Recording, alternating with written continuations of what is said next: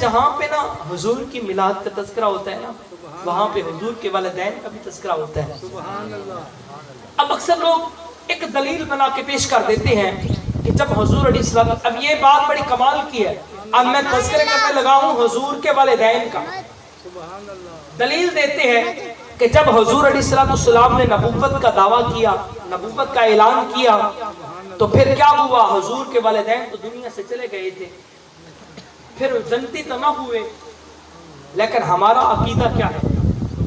ہمارا عقیدہ یہ ہے حضور کے والدین بھی جنتی ہیں، حضور کے دادا بھی جنتی ہیں، حضور کی دادی بھی جنتی ہے، حضور کی نانی بھی جنتی ہے، حضور کا نانا بھی جنتی ہے۔ آپ کہیں گے بڑی بات تو کرتی ہے، لیکن مثال کون دے گا؟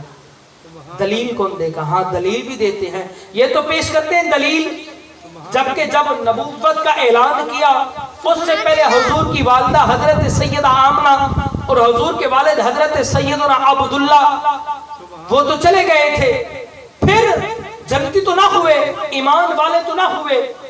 اچھا اب آپ کو ایک مثال دینے لگا ہوں، ایک نبی کی وفات کے بعد دوسرے نبی کی ولادت تک اس خالی زمانے کو زمانہ فطرت کہتے ہیں۔ کیا کہتے ہیں؟ زمانہ فطرت کہتے ہیں، یعنی جو زمانہ نبی سے خالی تھا، جس زمانے کے اندر کوئی نبی نہیں تھا، اور حضرت عیسیٰ کے بعد میرے آقا صلی اللہ علیہ وسلم کی ولادت ہوئی ہے، وہ بھی 600 سال بعد ہوئی ہے۔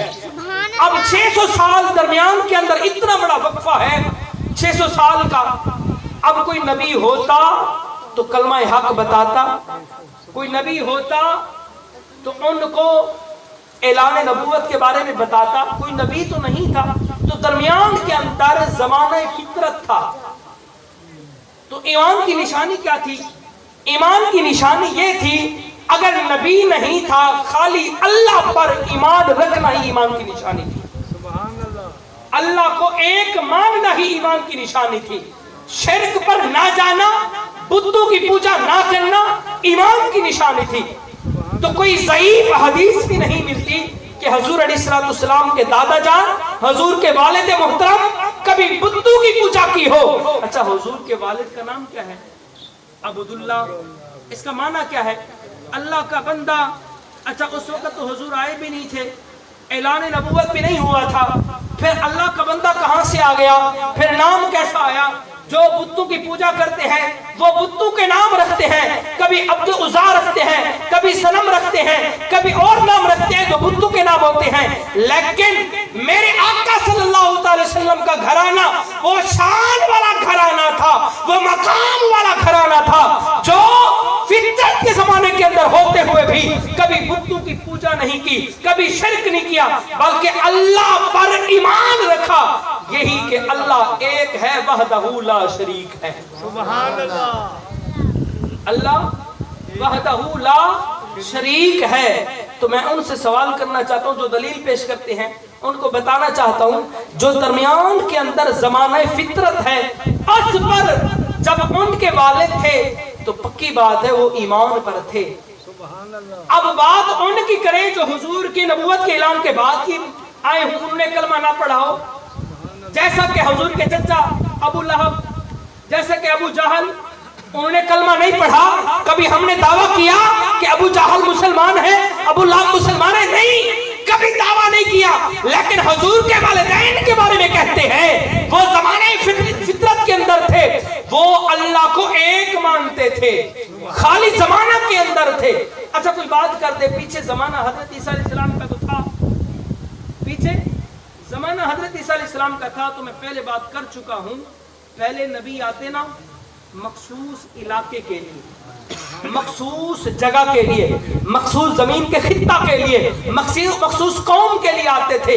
حضرت عیسیٰ علیہ السلام تو بنی اسرائیل کے لیے آئے تھے، وہ تو قریش والوں کے لیے آئے ہی نہیں تھے۔